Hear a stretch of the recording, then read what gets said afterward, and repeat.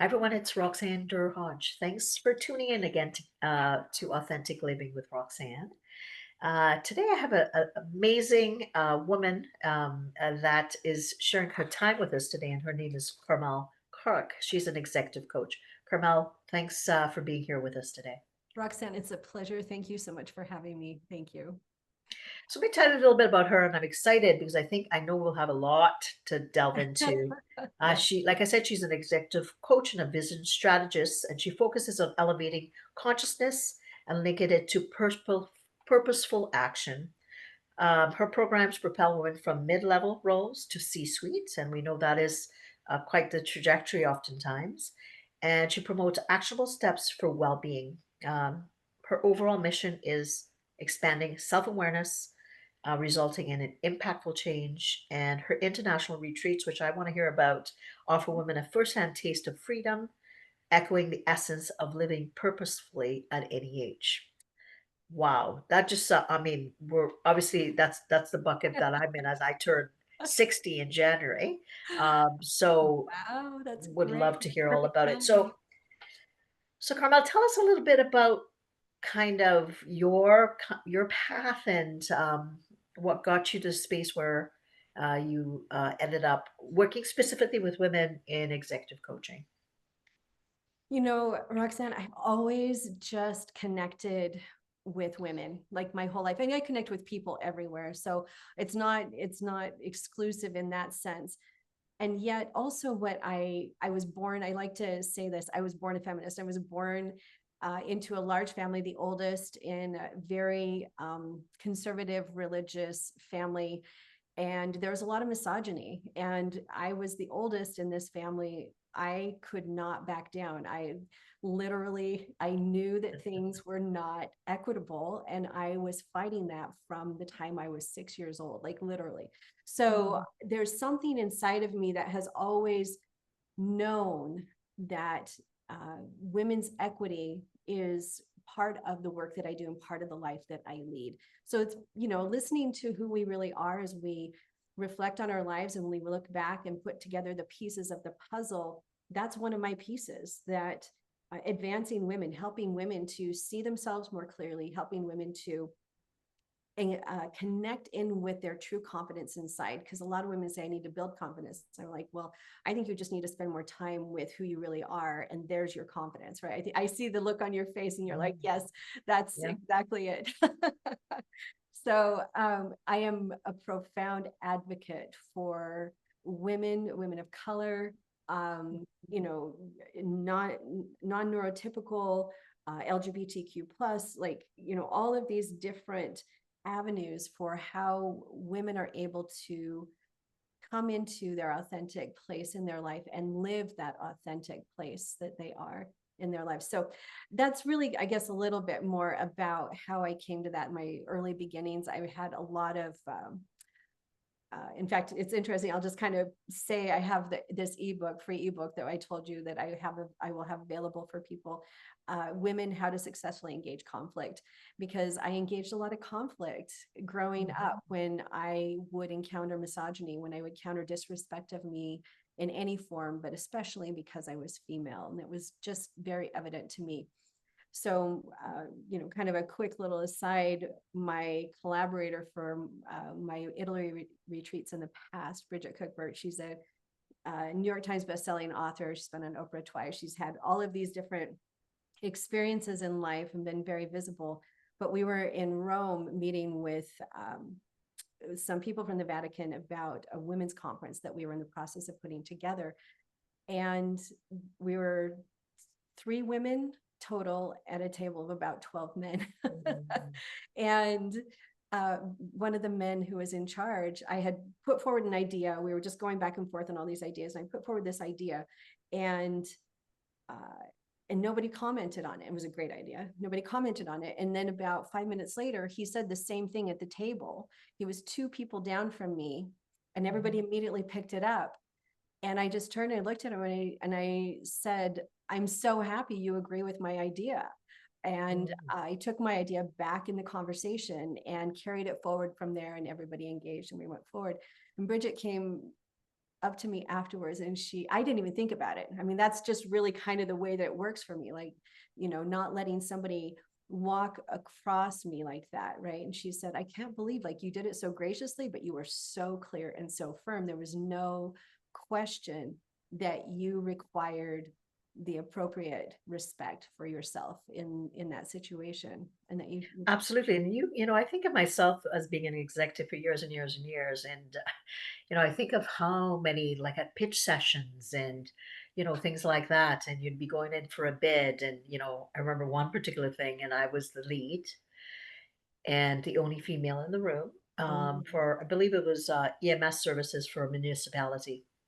And, so everything was flowing and everything. And my partner who went in, who's also part of the pitch team, but I was the lead. Um, what happened was when he entered the room, and I'm going to sound very Canadian here, he started to talk about hockey,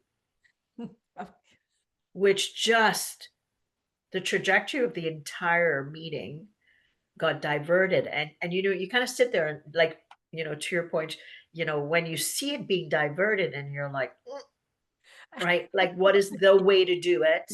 right, um, you know, because you have to kind of find that timing. And I'm talking 15 years ago now, right? right, Which is not that long, but it was like I was like, okay, so how do we get this back on track? yeah, And really, what it was, it had to play out for right, them to have their quote unquote side talks before it came back to where business was. But it's almost like it misstepped right. everything that was planned. And I'm sure you have hundreds of those stories that you can share with us. What is it like out there now for women that are, either like going from, like you said, from director level to the C-suite? Is it as difficult today for them to be able to find that Oh, voice, use yeah. it eloquently, even when things are kind of getting derailed? That's such an excellent question. That's really a good question, Roxanne. Um, Kind of a provocative question, actually, because I have to say, and I think you probably have some similar experiences, that in some ways it's just way easier, right? It's much easier than it Mm, used to be, and in other ways, it's gotten more difficult. mhm, So, what are those? In the first place, the fact that women having parity and women being equal, partners in situations, women having the right to have access to the C-suite in the first place, that those conversations have been happening long enough now, and there are more and more women. There are more women who are leading, Fortune 500 companies, and who are in leadership roles in those companies, across the board. As well as women who have, created startups that are, they get seed money. They're, multi-million dollar, billion-dollar startups, right? Like, they're doing really well. There's a lot out there where women are part of the conversation much more than they ever used to be. And that, mhm, to me, is progress. That, we are all benefited by diversity, right? A homogeneous system is not a healthy system. We know that nature's, mhm. plays out the same way.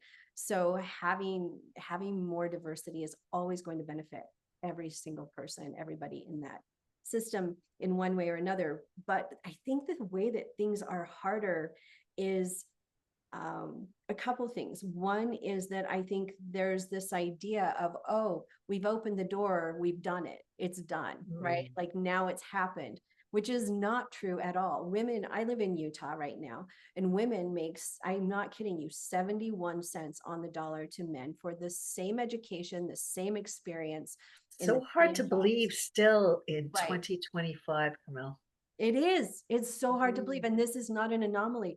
Nationwide, women make 80, if I can remember correctly, 81 cents to the dollar to men. So this is mhm, nationwide average. And then when you get into the C-suite, if you actually take individual areas within the C-suite, women are almost at parity. So, but you look at it and say, oh, women in human resources are at parity. Women, who are leading, human resources, or women who are leading marketing are at parity. But if you look at CEOs, or you look at CFOs, or mhm. you look at COOs, it actually drops precipitously into the 70 percentile of equitable pay, and in some cases 60 percentile. It's Wow. So more in alignment, the parody is more in alignment of, I'm gonna say this and hopefully nobody, screams at me when they see me or hear this, but into um parts of the business that quote unquote had to really struggle to be at the table, right? yes, Like, yeah, when I was in benefits consulting, HR, that was, the main point of contact. So I worked for as an executive in health and wellness. And generally the SVP or the VP of HR struggled to get a yes, place at the table, and generally they were females. Right. yes. And what you're saying now is there's parity. So that's interesting. And marketing again. Mhm. But things like finance, Operations, management. operations, maybe Mhm. R&D, a Yep. little bit Mhm. little bit Right. different. So that's it. And why do you think that is? I think I know why it is, but I'm not out there kind of hitting the pavement with females like executives as much as you. Well, that's again another great question. Why do I think that is? I have some ideas. I think that this is an area where we need more research. Personally, I don't think there's enough research on this Mhm. particular topic. But what I see in those areas that I work with women in finance, and international finance, women who are at top levels. I worked with women who are at top levels in, consulting. And what I find is the the quote unquote glass ceiling has become more invisible. And this is the other thing that I wanted to point out that is the reason why I think we haven't made as much progress. So there's the idea of, oh, we've opened the door, there are more women out there, all of that, we've accomplished that. But then there's this other thing that's called exceptionalism. Are you familiar with this term? No, no, Okay. I'm excited to hear about it. Yeah, so exceptionalism is this recognized and studied term where you will get one woman or maybe two women, but not more than that, into your C suite.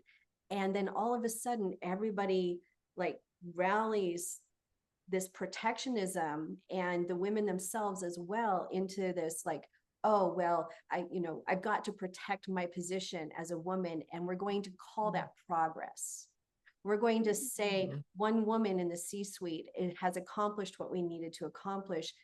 And then on the other side of that, we're going to use that woman and she's going to use that position of her being there as a way to keep other women from progressing.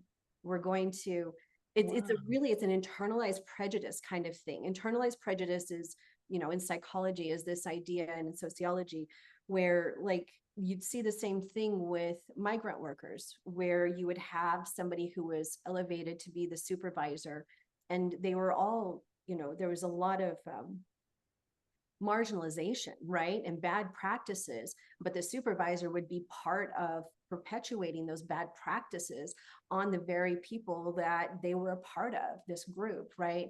So that internalized prejudice is definitely there at the C-suite level and at the top management levels where women are concerned. And exceptionalism is this idea that, as a woman, I have to protect my position because there's nobody else around me to protect me, right? Or Thinking that through, like I haven't, I hadn't thought about that term, which is pretty bang on because I even think of course, I'm a, brown woman as an executive and quite young. I was the only brown person at that level. yes. And like I said, I haven't been there for, um, goodness, it's been 15 years now. So we're talking, telling the time.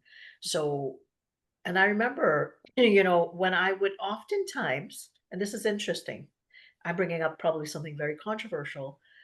I remember one situation, and this is a pretty interesting situation. So I was the executive on this particular account. It was a pretty big account, and I was pregnant. And this I had to travel a lot with this particular account. And my contact was also from the island I was from. And Uh-huh. she gave me the most difficult time, Yes. which and at first I'm like, you know, maybe I'm making it up, like, I'm a likable person. I'm all about relationship. That's what keeps things. And after I can, whether we want to use it as this term, but I felt that she, um, my sense of her when I kind of deconstructed it and talked to my coach about it and stuff like that was because she had had a tough time getting there. And I thought that at that time. And I thought, so she was doing ridiculous meetings at, 6:30 in the morning. I am very visibly pregnant. And I would be like, okay, can we like, adjust time? And she literally would not work with me. Interesting. And I Yes, remember that's thinking, wow. And of course, it kind of ended up tumbleweed. And at some point, we ended up switching executives. But there's a part of you that doesn't want to believe. And I guess for me, thinking it's another Trini, female right. executive, Female my executive. goodness, we're, in North America. And I felt more pushback than from any other contact from the other 40 companies that I worked with. And sometimes you kind of you reflect on it and hope that there's going to be a different, I'm going to believe there's a different reason, Right. but clearly there wasn't. There's There not. wasn't. Yeah. And your experience is not unique. That's Mm. so unfortunate and sad, isn't it? Um, Yeah. but what is it based on? And this is the thing for me that, is kind of going to go into my geeking out a little bit, right? You asked this question, because your experience is like, for me, it just grabs my gut and my heart at the same Mhm. time, right? Like, why does this have to happen? It doesn't need to happen. How can we change this? Well, my background is in philosophy and social theory, and Okay. um, and there's a reason in our culture, in our society, and even in societies across the board for why this kind of thing keeps coming up. And it's the reason that causes women to be pitted in competition with each other. And I Mhm. say it that way, causes women to be pitted in competition with each other instead of in collaboration. Women find subconsciously, mostly subconsciously, that they are, trying to play the game on men's terms and I'm going to Mhm. say, I don't want to, well, you know what, like, it is just what it is. It's on the terms of white men, white upper middle class men, right?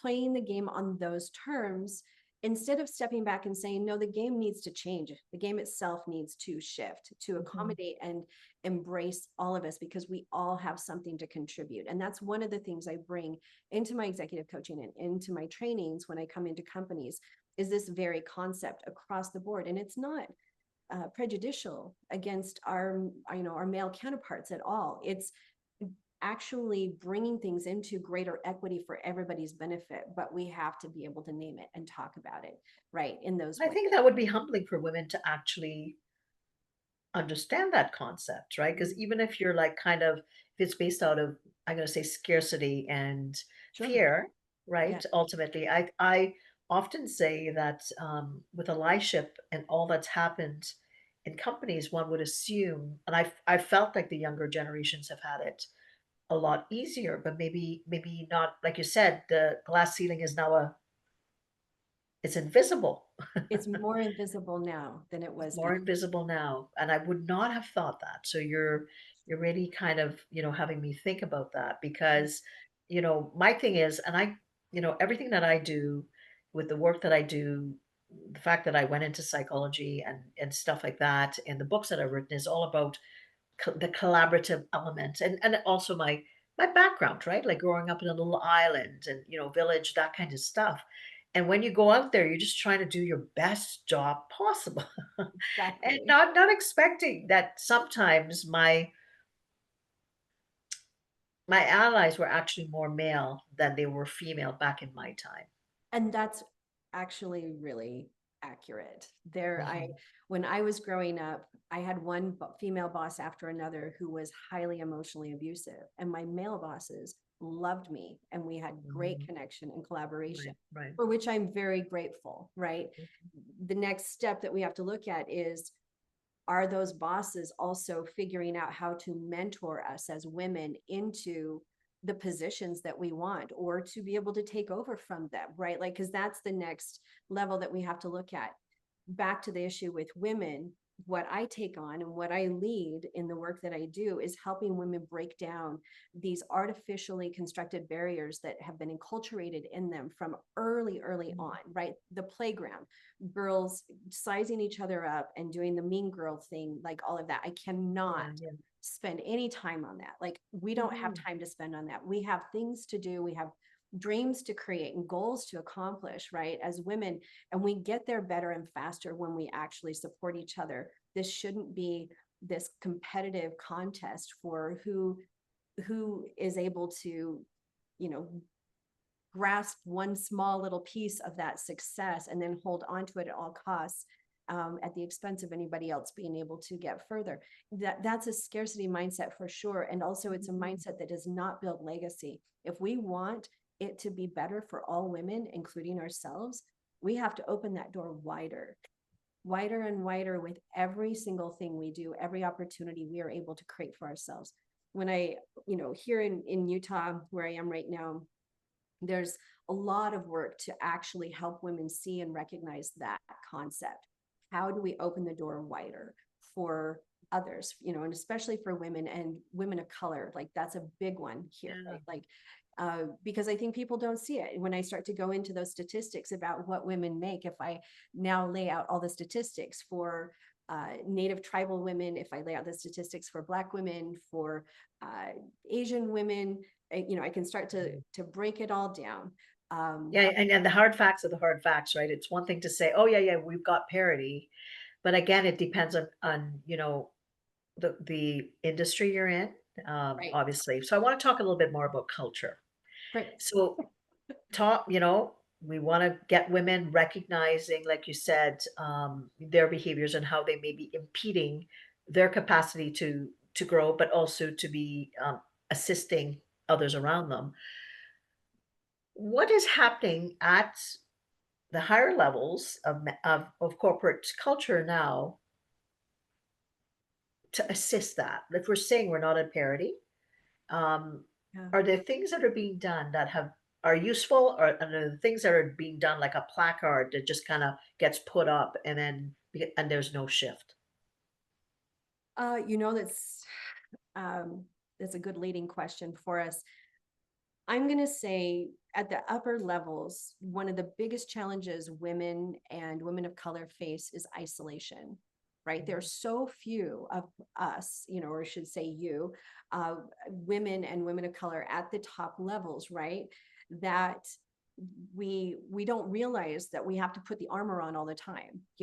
Think about that, right? Like, you've been in those situations, Roxanne. And Like, and you just do go it. in, right? Like when you're dealing, Yeah. with lawyers, you go in and you just accept I'm going to get, kind of browbeaten today. If I'm in Mhm. with physician, you're just kind of going in and you're doing it, but I'm not thinking, or I wasn't, thinking about the color of my skin. Like, I mean, that's the last thing. I'm just thinking Right. capacity. I'm just going to go in there, do my thing, show the value of what we're offering the company, and then just going from there. So sometimes I'm not sure that I saw the barriers because I just didn't see barriers. And if things didn't work out, I more than likely would have thought it was a different reason. Maybe the pitch Right. didn't go good enough for a different reason. So I think it's interesting that we're talking about this and, I've how had they, that yeah. I've had that same conversation with so many women, and there's something in that I want to say. First of all, it is threatening when we finally get to that moment of realizing we're dealing with that kind of prejudice, right? It's Mm, threatening. We have to then contend with that reality, and there's something to be said for not giving it time. I yeah, totally agree. yeah. At the same time, when I have worked with women and I bring this up, all of a sudden, like, a light goes on, and they realize that a part of their power that had been pulled away from them, that they hadn't realized, suddenly came back into them, right? That, oh, this is not okay.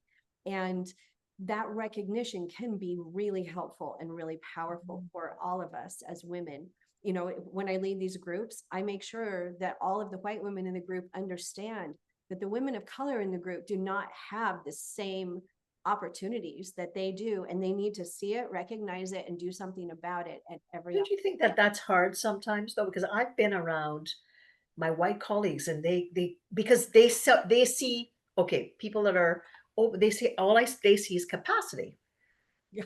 your ability, Roxanne or Carmel, like they don't see, and sometimes it's almost like it's hard for people to accept that if you or I entered a pitch room, or were going for the same job, that in fact there would be a difference in how, not everybody, and I think we have come such a Sure. long way, that in fact there would be a difference, ranking, because we don't want to I don't want to believe that, first of all. We I'm don't sure want to most believe it. people most people are like, what, are you crazy? This is not happening in 2025. And I'm like, well, you know it's It most happening. certainly is happening. Yeah, yeah, And yeah. and it only helps us to admit it and be honest about it so that we can do something about it to make things better, right? Mhm, That's mhm. how I see it. And not every situation has that. I'm not going to No, say of it's course. ubiquitous, but Yeah. we have to recognize, and from my perspective, it's not a woman of color's job to make everybody else catch up to this. It's my Mhm. job as a white woman to step up and recognize when things are not being played out in a fair way Right, and right. work to level that playing field. But I can't do that if I can't see what's Mhm. been, the water I've been swimming in all along. So I have to do better at seeing the water I'm swimming in. All of that to be said, or all of that saying that the bigger picture that we're talking about is how do women at this higher level not stay isolated, right? It's really important for women at the C-suite and upper Mhm. management levels to learn how to build deep connections on their own terms, to hold their own ground, right? Mhm. And this is going to tie in what we were just talking about. Hold their own ground, feel confident in who they are to such a degree that they open the doors for everybody else to catch up to more equity Mhm. across the board, right? we Yeah, can we yeah. can all say meritocratic, advancement, except that the field wasn't level to begin with. So we have to take that into account. We have to recognize that all of these subtle ways of seeing and decision making have been, you know, wrapped around one specific way, and we have to step back and expand what we see. We have to expand all the different ways that success can look, right? And the different people that it comes through.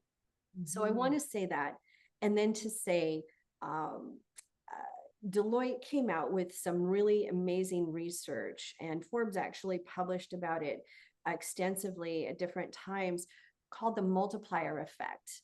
And the multiplier effect, for everybody who doesn't know, is this: for every one woman you have at that top level, partner, C suite, whatever it is, you will have an exponential number of women cascading down through the organization. Mm.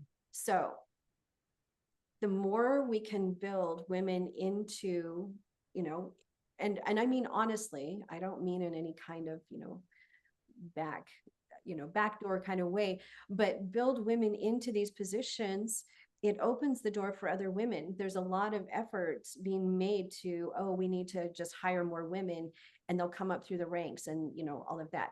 But that's not actually, it doesn't work. The research has shown that that doesn't work. What works is, let's continue to work on advancing our mid and upper level women, and as we advance them, it creates the pathways Mm. automatically for other women to advance. So once you Yeah. get two women into the C suite or three women into the C suite, all of a sudden you see the multiplier effect really kick in. The reverse multiplier is also a factor.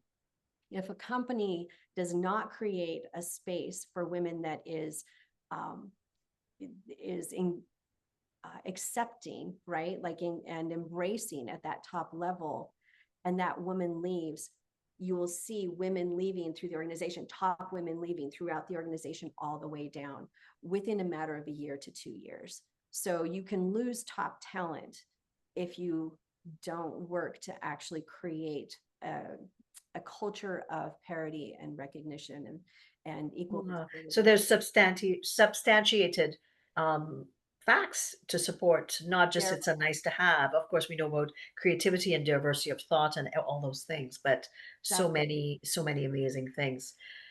Now, you talk a lot about working with women and self-awareness. So tell us a little bit about some of the things that you do. I know you do retreats. What else do you do, Carmel? So I started the international retreats from my own journey at a time in my life where I had to start from scratch all over again. And I know there are a lot of women out there who've had their own experiences or are having their own experiences like that. What do you do when you find that every rug has been pulled out from underneath your feet and you have to reinvent completely? Mm. So I started my retreats from this place of realizing as I started to travel at that point all over the world and took my business from two brick and mortar offices to completely online in 2014, so that I could travel and live from anywhere. I realized that there was such a deeper level of confidence and self awareness and self respect that was building in me, knowing that I could go anywhere in the world, Roxanne, that Mm. I could figure it out. I could make it work fantastically and I could be successful. So I created these more adventures than retreats, but call them retreats because people recognize what that is. But these adventures to bring women into a space where they realize that they are inside that capable, that the world is big enough for them and they are big enough for the world. Wow, that sounds amazing. Yeah. Sounds amazing. It's getting to play, but you're getting to grow at the same time Yes. in different parts of the world. That's obviously when we're in unfamiliar. The level of creativity and space that we create to grow. It sounds like that's a Yeah. nice place that you created for them. Yes. So then to, kind of take that a little bit further, when I take women on the retreats and adventures, what ends up happening for them in their lives when they come back is this process of reinvention. You Mm. talk about this podcast is authentic living, right? Yeah. That is, the core of this focus, this that I do with women. Women realize that, the vocation, the career that they've been in doesn't serve them anymore, or maybe the job itself is not the fit for them, or they've outgrown it, or it's toxic and they need to change it, or the relationship, Yeah. that they've been avoiding is, they dive in, or the relationship it needs to be, challenged or ended or whatever, like big changes in life, right? Healing of relationships, setting of big healthy boundaries, that those are the results of these kinds of world adventures, and that's what I want Wow, it to sounds it sounds amazing. Sounds do. like a very, very it's from the pupa to the butterfly kind of Yes. space where you kind of spend some amazing time. So, Carmel, this has been an amazing conversation. So, for people that are wanting to know more and to learn more, you've shared such wisdom with us today. Any last words before you kind of tell people where to, connect and follow you on social? Yeah, I would say the first thing I would say is that when I work with my women executives or women in their careers, we're getting them really clear about where they're most aligned, where they fit, and how they create their life and work wholly, like this work-life balance thing on their terms, the way they want. So that's a big part of it, and then how they're able to advance, increase and advance their own income or their revenue for their businesses. If that's the case, those are big goals for me because they can create so much change out of those kinds of goals and those accomplishments. So if women want to get in touch with me, they can reach out directly to me through direct message on LinkedIn or on my website, carmellclark.com, and I would love to just have a conversation. I mean, even if I can just offer something that's going to help somebody right then and there in that moment to advance, and we don't end up working together. I've been doing that for years, so please don't hesitate to reach out. I would love to do that. And also, I'll just mention again, Women: How to Successfully Engage Conflict, the ebook that will be available as well, because women, it's about women's freedom. Like, we need to engage important and necessary conflicts and not avoid them. We need to have a life that's not an avoidant life where conflict is concerned. And when we can do that, I think we can make real and big changes in the world. So, Absolutely. Well, what a pleasure. Well, what am I walking away with? I guess that concept of exceptionalism mm, is really has resonated with me. And, to kind of, when you do notice it, if you are aware of it, what role should I be playing to ensure that I am not perpetuating something that I'm not Right. aware that I'm doing? And to think, how could I extend that hand, having been there myself, now that you're aware that it does exist. And for others out there, if you have the capacity in whatever way to assist others, to think, what is it, something small that I can do to help someone along, because we've all been there. So everyone, thanks so much for hanging out with us again. Write a review for us on iTunes or Spotify. It allows me the capacity to have amazing guests like Carmela on. And what's new with me is the our course on resilience for burnt out leaders. They're running, and they're starting again in January. So if you want more information about it, just reach out to me at roxanne@roxannedurhodge.com. Again, Carmel, thank you for your time. And everyone, take care, and we'll chat with you next week. Bye bye. Bye-bye.